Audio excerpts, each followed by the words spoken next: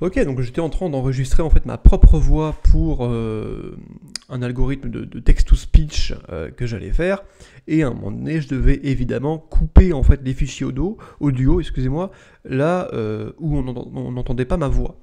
Donc pour ça, alors il y avait des services qui proposaient ça sur internet, tout ça, mais bon, je suis un développeur, j'ai envie d'un petit peu de m'amuser, donc je me suis dit, je vais un petit peu développer des algorithmes qui font ça. Alors évidemment, sûrement qu'ils existent déjà, mais vu que c'est assez confidentiel, j'ai pas trouvé, même sur Stack Overflow, des trucs qui expliquent très bien comment un algo pourrait fonctionner. En tout cas, j'avoue que je n'ai pas vraiment recherché sur ce sujet-là sur Internet, parce que je me suis dit, pour mieux comprendre un truc, vaut mieux le faire soi-même. Et vous allez voir que c'est pas ultra complexe. Donc vu que je l'ai réimplémenté, parce qu'il forcément il existe déjà, en tout cas moi-même, je comprends quand même un petit peu les fondamentaux des deux algos que j'ai fait, et pourquoi utiliser l'un et pas l'autre selon certains cas. Donc c'est ce qu'on va voir. Déjà je vais passer un petit peu à la démonstration technique. Donc on y va tout de suite. Alors je vais écouter un petit peu un fichier audio que j'ai enregistré du coup avant, avec des blancs que j'ai fait exprès. Donc là il dure 7 secondes et on va l'écouter. Oui, merci de m'accueillir très confortablement dans ce meuble. Super. Ok, alors ça veut strictement rien dire, mais on s'en fiche, c'était juste pour la démonstration, et on va directement appliquer du coup le premier algorithme dessus. Il s'appelle K.MP3, je crois. Attends, c'est bien K, oui, c'est K.MP3. Donc on y va tout de suite. Hop, donc ça utilise FFmpeg juste pour concaténer les fichiers. Parce qu'en fait ça va évidemment splitter les fichiers en plusieurs intervalles, et après ça va les reconcaténer. Enfin bref, c'est pour ça que vous voyez un petit peu peut-être ces outputs qui vous sont familiers. En fait, oui, c'est FFmpeg qui est utilisé en background. Donc ok, donc on va réécrire dessus, parce que j'avais déjà fait un fichier qui s'appelle K.MP3 dans output. Alors attends, je vais augmenter là pour que vous voyez sur YouTube. Donc les fichiers en output, ils sont dans le directory, donc dans le dossier, excusez-moi, output dir. Donc il s'appelle toujours K.MP3, c'est juste que là il est outputé dans ce dossier là. Donc là on va le réécouter. Là vous voyez qu'il fait déjà 3 secondes, et on y va. Oui, merci de m'accueillir très confortablement dans ce meuble. Super. Ok, donc là il y a eu 4 secondes en fait de blancs qui ont été coupés du fichier original, et on voit on entend excusez-moi, les moments où j'ai enregistré ma voix. Donc ça c'est bien, ça marche très bien. Mais vous allez voir qu'il y a d'autres types de fichiers où ça marche un peu moins bien, comme G.MP3. Donc là on va le lire tout de suite. Donc là il fait 6 secondes. Bonjour monsieur. Oui, bonjour. Comment ça va la famille? Voilà, et on va faire pareil, on va appliquer l'algorithme, mais là sur G.MP3. Ok, et on va le lire. Donc toujours dans output dire, et c'est G.MP3. Bonjour monsieur. Oui, bonjour, comment ça va la famille? Ok, donc là vous voyez un petit peu que les coupures sont pas optimales, c'est-à-dire qu'il y a plus de moments de blanc, ça c'est très bien, les coupures sont dans l'ordre, mais il y a des mots qui sont un petit peu mâchés. Et c'est normal, parce que cet algorithme, en fait, il est techniquement censé aller plus vite qu'un autre algorithme que je vais vous présenter, mais par contre, il est moins efficace pour des raisons aussi que je vais vous expliquer tout à l'heure. Et donc c'est pour ça qu'on va passer sur ce fichier audio un autre algorithme en fait qui s'appelle, donc j'ai juste appelé algo2 en fait, algo2.py, parce que j'ai fait ça en Python. Et donc on va passer déjà sur K.MP3 pour vous présenter qu'il n'y a aucun changement sur K.MP3. Enfin quasiment aucun changement quoi, je veux dire.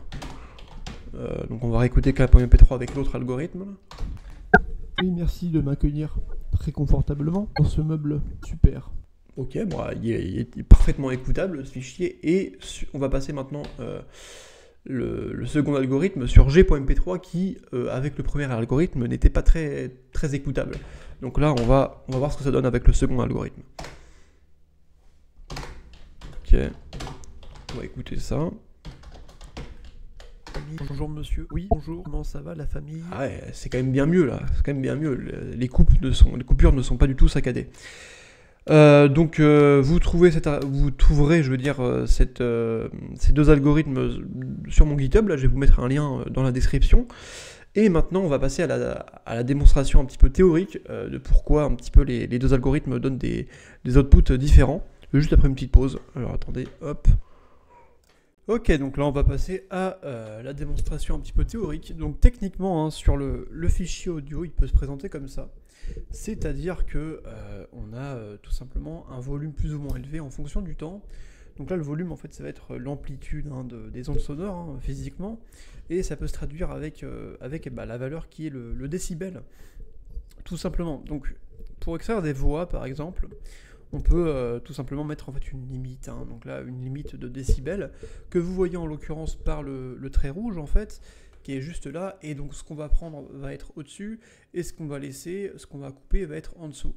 Donc techniquement, on veut, par rapport à ça, par exemple, si ah oui, surtout aussi si l'extrait est supérieur à 100 millisecondes. Pourquoi une durée de 100 millisecondes? Parce que c'est une des durées minimales avec laquelle on peut dire que un mot ou alors un son a été prononcé, en tout cas par une voix. C'est un petit peu arbitraire, mais aussi surtout parce que techniquement, c'est ce que FFmpeg un petit peu accepte en tant que valeur un peu minimale de son à traiter, en tout cas par défaut. Mais en tout cas, ça marche très bien avec une valeur de 100 millisecondes, comme vous avez pu le voir tout à l'heure. Et donc si on coupe, donc voilà, donc là cet extrait là on le prend, celui-là aussi, et celui-là on va le considérer en fait comme un parasite en termes de son, quoi. Donc on va pas le prendre. Donc ce qu'on va faire, c'est qu'on va à chaque fois en fait assigner une valeur. Par exemple, si on est au-dessus, on assigne à valeur de début un nombre de blocs, hein, voilà, parce que techniquement c'est plutôt comme ça que ça se passe. Si on travaille alors un bloc, c'est quoi?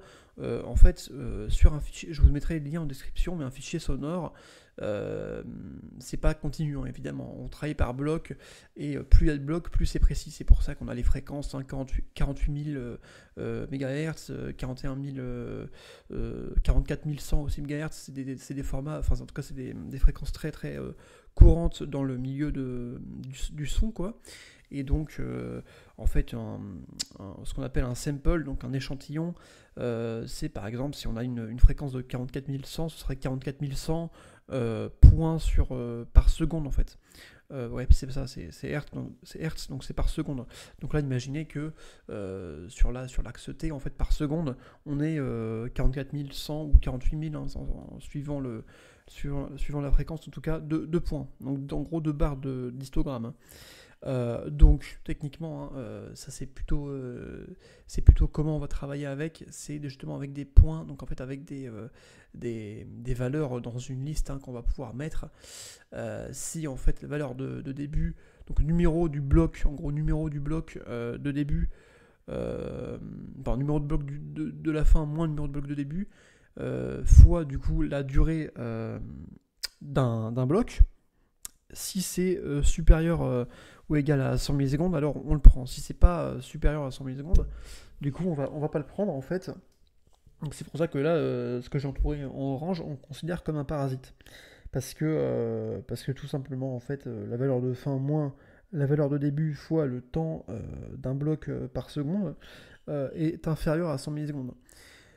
Comment vous calculez, hein, tout simplement le temps que prend un bloc?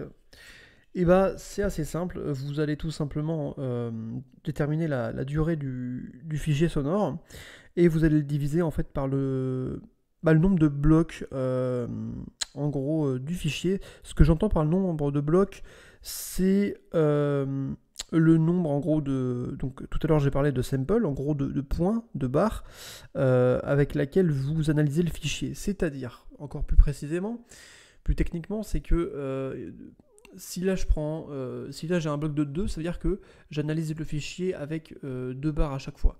Donc 1, 2, 1, 2, 1, 2. Et du coup là pour par exemple tout ce truc là, j'aurai combien de blocs? J'aurai 1, 2, 3, 4, 5, 6, 7, 9, 10, 11, 12, 13, 14, allez, 15, 16, 17. Bon ouais, ça va faire peut-être 18, donc 18 divisé par 2, 9. Donc j'aurai 9 blocs.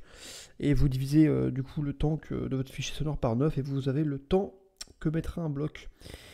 Ok, donc ça c'est un petit peu une méthode naïve, mais il y a encore mieux que ça, je veux dire, enfin mieux que ça. Techniquement, dans le plus haut des mondes, c'est ce qu'on devrait avoir si on n'a que les parasites sonores qui sont supérieurs à la limite de décibels.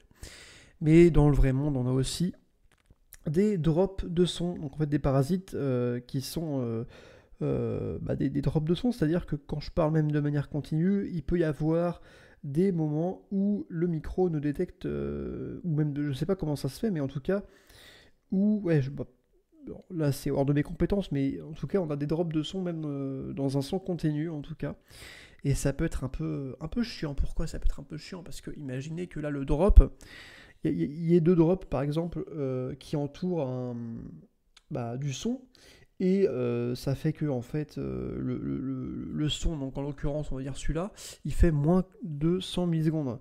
Et du coup c'est quelque chose qu'on va perdre en information selon l'algorithme qu'on a établi tout à l'heure. Alors qu'est-ce qu'on peut faire pour remédier à ce problème-là? Alors il y a plusieurs manières, hein. Il y a deux manières justement, c'est pour ça que j'ai fait deux algorithmes. Il y a soit le fait où on va regarder en fait ce qui s'est passé avant et ce qui s'est passé après. Donc en gros si le bloc d'avant il est supérieur en fait en termes de décibels que la limite, et pareil pour le bloc d'après, excusez-moi, d'après. Si c'est le cas, et du coup dans la liste où on a à peine, donc en gros on a mis le nombre de blocs. Donc là où en fait il y a un séparateur, donc juste là, c'est-à-dire qu'en fait on est en dessous de la limite. Mais si de chaque côté, je veux dire, on est au-dessus, alors on va pouvoir modifier le fait qu'on termine de prendre les blocs de son, en gros, qui est traduit ici par un séparateur dans une liste. Et on va modifier cet élément par un numéro de bloc qui se situe entre les deux blocs, quoi, entre celui de gauche et celui de droite. Comme ça, vu qu'en fait un bloc ça va nous servir en tant que timestamps, donc en gros comme intervalle de temps. Donc en fait T1 c'est un numéro de bloc, on va dire je sais pas 2238, et tu fais 2238 fois la durée d'un bloc, ça te donne un résultat en secondes, tu vois ce que je veux dire. Et du coup en faisant ça, en tout cas on va pas découper inutilement quelque chose. Voilà, on va pas découper inutilement quelque chose. Parce que découper, ça aussi demande pas mal de calculs. Et puis c'est moins rapide du coup, évidemment. Donc en faisant ça, ça marche quoi. Et parce que si on fait pas ça, en fait, donc c'est le premier algorithme, on est sur ce genre de cas où s'il n'y a pas beaucoup de drop de son, ça peut passer parce que à chaque fois, en fait, on sera au-dessus de 100 millisecondes. Hein. C'est comme je vous ai dit tout à l'heure, si ce truc-là il est au-dessus de 100 millisecondes, il n'y a pas de problème. On peut naïvement le faire en fait, c'est-à-dire que voilà, il n'y a pas de problème, les parasites ça va, mais s'il y a trop de blocs, alors attendez, qu'est-ce que je voulais dire? Oui, s'il y a trop de parasites, en fait ce qu'on peut se dire, c'est on va voir en fait la densité de pics par seconde. Par exemple, là vous voyez que ce truc, donc là ça va, mais là dans ce truc là on le prendrait pas. Sauf que dans le premier algorithme, donc là on a une valeur de début, là on a une valeur de fin. Ok, c'est supérieur à 100 millisecondes, du coup on va le mettre dans la liste. Après j'ai un parasite, donc j'ai un truc qui est en dessous de la limite, donc je prends pas. Et là j'ai une valeur de début, et après j'ai une valeur de fin, sauf que là du coup le temps est inférieur à 100 millisecondes. Du coup, ce que je vais faire, c'est que je vais continuer en fait, tout simplement de voir ce qu'il y a après, jusqu'à ce que je vois un pic au-dessus de la limite rouge. Et après, je descends jusqu'à ce que ça soit en dessous de la limite rouge. Et après, je vais checker en fait de la valeur de début qui n'a pas bougé, qui est ici, à la valeur de fin.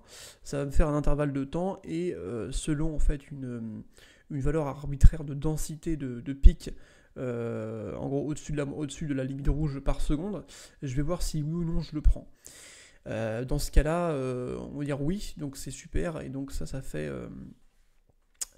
tout ça là fait partie en fait de la brique sonore que je vais avoir à la fin. Sauf que si on a trop de parasites, et là en fait on va dire, tu vois là en gros pour 1, 2, 3, 4, 5, pour 5 blocs en fait, j'en ai 4 qui sont au-dessus, donc ça fait 4 sur 5, donc on a une densité de 4 sur 5. Sauf que là, on en a quoi? 1, 2, 3, 4, 5, 6, et on en a que 4 sur 6 qui sont au-dessus de la limite. Donc 4 sur 5, c'est au-dessus 4 sur 6, que 4 sur 6, et imaginons que 4 sur 6, ça soit en dessous de la densité au préalable, et en fait là on va pas le prendre, et du coup c'est toute une partie importante du fichier sonore qu'on va pas prendre. C'est pour ça qu'il est judicieux quand même, peut-être, à certains fichiers sonores, quand il y a trop de drop de son, même si ça prend un tout petit peu plus de temps, parce qu'en fait il faut faire une boucle en plus, en gros c'est avant de traiter, donc de faire le...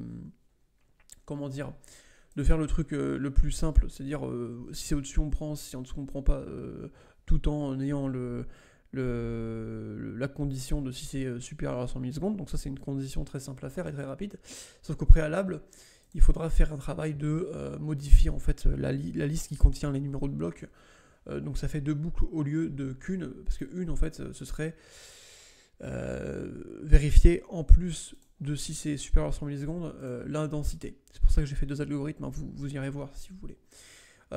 Donc voilà, c'est un petit peu le tout que je voulais vous présenter. Et oui, voilà, c'est ça, c'est-à-dire que non, ça c'est pas bon, ça c'était un schéma qui était pas très bon pour le truc. Oui, c'est non, ça c'est pas bon ça. En tout cas voilà, j'espère que ça vous a plu, et puis je vous retrouve plus tard quoi. Allez,